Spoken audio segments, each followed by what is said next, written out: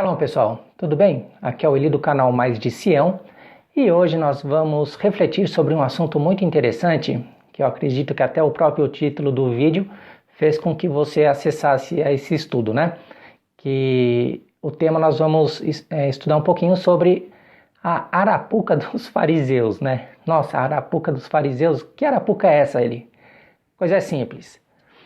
No Evangelho de João, no capítulo 8, versículo 1 a 11, você vai encontrar aquela história que aquela patotinha, né, a turminha da pesada dos fariseus e dos escribas, trouxeram uma mulher adúltera perante Jesus e no final você sabe a história, né? Até muita gente usa a frase, né? Quem não tem pecado que atire a primeira pedra. Isso até hoje a gente utiliza esse jargão quando tá aquela troca de farpas, que às vezes a coisa esquenta um pouco aí nos debates, né?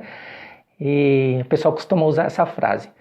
Mas nós vamos estudar o contexto desse acontecido para ver o que realmente se tratava o assunto, né? Porque a ideia que se tem é que Jesus tentou justificar um erro baseado em outro. Mas na realidade não foi nada disso que aconteceu. Na realidade, os escribas e os fariseus eles estavam vindo ali com a adúltera para criar uma situação que pudesse condenar a Jesus. Era uma armadilha. Então vamos ver como é que está escrito. Evangelho de João, capítulo 8, versículo 1 a 11. Certo dia, Jesus ele foi para o Monte das Oliveiras, né? E pela manhã, bem cedinho, ele tornou ao templo. Deixa eu abrir um parênteses aqui. Amanhã bem cedo, em Israel, de acordo com o calendário bíblico judaico, não é 7 horas da manhã, 6, 5 horas da manhã, tá? Esse pela manhã bem cedo é a partir do pôr do sol, quando acontece a viração do dia, tá? Então, é interessante que você saiba isso, porque tem outros textos bíblicos que falam sobre pela manhã e tá bem cedinho, e é bom que você entenda esse detalhe, tá? Então, vamos dizer assim, no finalzinho da tarde, Jesus, ele foi ao templo. E, chegando lá no templo, estava lá o pessoal reunido com ele estava ensinando, né? Tinha várias coisas, Jesus era rabino. E aí chegou a turminha da pesada. Até imagino, né? Aquele alvoroço, pá, mulher sendo carregada, né? Vamos dizer, trazida pelos braços e tá, bum, jogaram a mulher lá no meio da rodinha. E aí, o que aconteceu? Eles disseram para Jesus assim: Mestre, esta mulher, ela foi apanhada no próprio ato, adulterando. E na Torá, nos mandou Moisés que as tais sejam apedrejadas. Tu, porém, o que nos diz? Que situação, né? E agora? Será que Jesus ficou com medo e já saiu logo lá na correria dizendo: quem não tem pecado atira a primeira pedra aí? Não, Jesus não podia justificar um erro por outro, porque isso não existe. Isso só existe no jeitinho brasileiro, né? É uma mania que nós temos de querer dar jeito nas coisas, mas não foi isso que aconteceu. O que Jesus fez? Jesus pegou e imagino que passou 1000 coisas na cabeça de Jesus, por exemplo, todos os erros que estavam acontecendo naquela hora. Por quê? Por que erros? Porque os fariseus, se você ver na continuação do versículo do texto ali, você vai ver que eles estavam fazendo isso para tentar incriminar Jesus.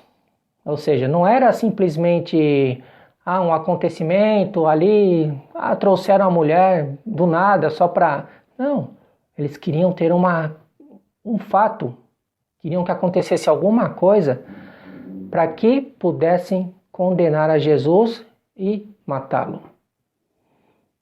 Então, até está escrito assim: isto diziam eles, tentando para que o tivessem de que o acusar. Então, agora começa toda a história bacana, né? Então, o que Jesus pega e faz? Ele pega bem na calma dele, eu imagino que ele deve ter pensado lá dentro: esse povo erra por não conhecer as Escrituras e nem o poder de Deus, né? É isso mesmo, ele também disse numa outra ocasião, né? Aí Jesus inclinou-se e começou a escrever na terra. E agora, né? O que ele escreveu, ninguém sabe, mas eu aqui pensando com meus botões até imagino, porque pela conclusão da história, eu imagino que ele começou a escrever o que está escrito em Levíticos, né, no capítulo 20, versículo 10, que diz assim: também o homem que adulterar com a mulher de outro homem, havendo adulterado com a mulher do seu próximo, certamente morrerá o adúltero e a adúltera.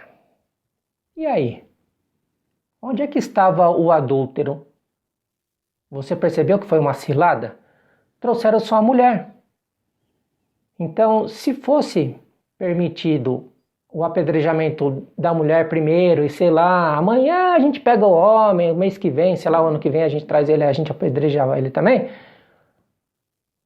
não era essa a ideia. Os dois teriam que ser mortos. Então, se fosse essa ideia de traz um hoje e outro amanhã, não seria uma armadilha. Mas era uma armadilha, conforme você pode ler no contexto. Então, o que Jesus fez? Aí Jesus pega e manda, olha, se vocês não têm pecado, atire a pedra vocês. Jesus mandou apedrejar a mulher na cara dura. Atire a pedra vocês, se vocês não têm pecado. Mas por que Jesus fez isso? Jesus ele inverteu a situação. Ele percebeu que era uma armadilha e ele simplesmente mudou a jogada. Falou, então vocês apedrejam ela. Por quê? Porque foram eles as testemunhas. Jesus não era testemunha. Entendeu? Então, pela Torá, o que tinha que acontecer? As testemunhas tinham que trazer a adúltera e o adúltero até o sinédrio, né? Aos anciãos, e eles iriam julgar. E depois disso, o que aconteceria? Os acusadores que iniciariam o apedrejamento. Essa é a forma de executar a lei, né, de acordo com os mandamentos. Então tinha que ser dessa forma, tinha que levar aos anciãos, o ancião ia julgar o pessoal, ia ter ali as testemunhas, foi assim, assim, assim. Pegavam a adúltera e o adúltero, levavam eles para fora da cidade. Veja que Jesus estava lá dentro do templo, não poderiam apedrejar lá, tinha que pegar eles, levarem para fora. E lá fora os acusadores, o pessoal que pegou ali os dois no ato, então eles dariam início ao apedrejamento. E não era nada disso que estava acontecendo. Então, veja, o pessoal já veio tentando dar jeitinho daqui de lá, ó, arrumando um monte de situação para pegar Jesus. Agora veja que interessante, né? Jesus, ele inverteu a jogada. E aí agora o pessoal, que antes era os espertinhos, agora eles que ficaram numa fria, entraram numa fria. Por quê? Porque se eles apedrejassem a mulher, o que ia acontecer? Eles seriam mortos, porque eles transgrediriam a lei de Moisés. E então quando ouviram isso, né? O que eles fizeram? Eles ficaram redarguidos da consciência e, ó, um por um, se mandaram, né? A começar pelos mais velhos até os últimos, né? E ficou lá no finalzinho só Jesus e a mulher. Eles ficaram sozinhos. E Jesus ficou em pé. Eu imagino, né? Jesus lá bem quieto, nem olhou para a cara dos caras. Só soltou o tiro fatal e ficou esperando o pessoal cair fora. Aí não sobrou ninguém. O que aconteceu? Jesus ficou em pé, olhou para a cara da mulher e disse: onde estão aqueles que te acusam, né? Ninguém te condenou? Lógico que ninguém ia condenar, ninguém era bobo, porque se condenasse eles estavam fritos. Aí ela falou assim: ninguém, Senhor.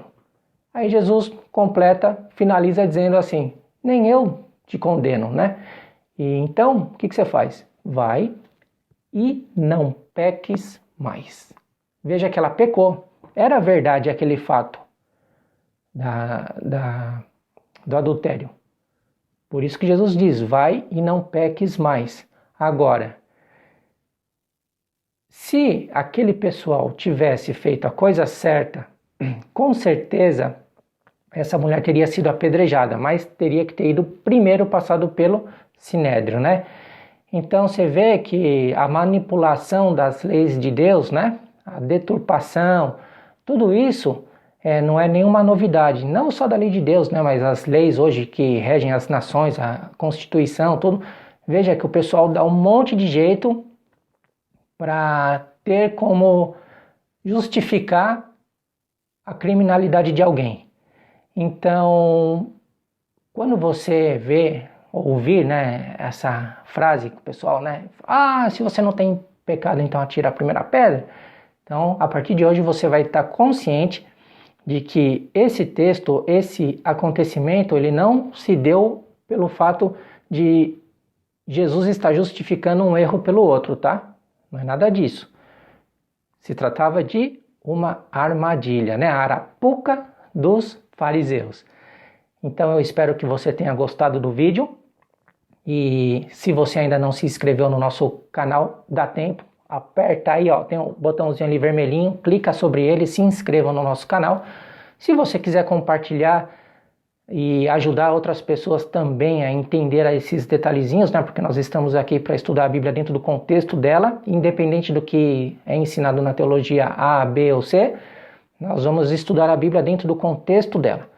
Então, compartilha o vídeo, dê um joinha aí, e assim você vai estar incentivando eu aqui a continuar com os nossos vídeos de estudo, né? São simplesinhos, mas é uma forma da gente bater um papo, trocar uma ideia e ir aprendendo devagarzinho, tá? Então, um grande abraço a você e até o próximo vídeo.